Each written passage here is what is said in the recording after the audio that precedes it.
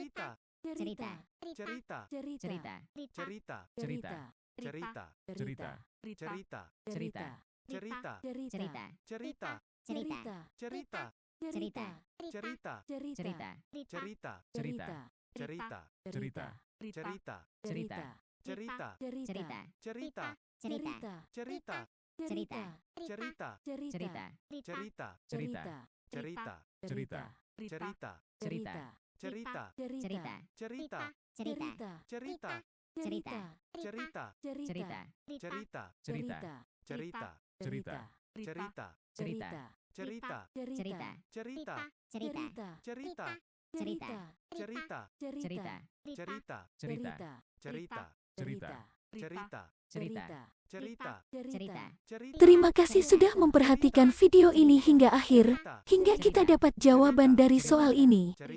Untuk versi singkatnya, cara ini sudah pernah diupload di SOT. Subscribe channel Cerita Bineka dan ikuti terus video selanjutnya. Subscribe channel Cerita Bineka dan ikuti terus video selanjutnya. Subscribe channel Cerita Bineka dan ikuti terus video selanjutnya.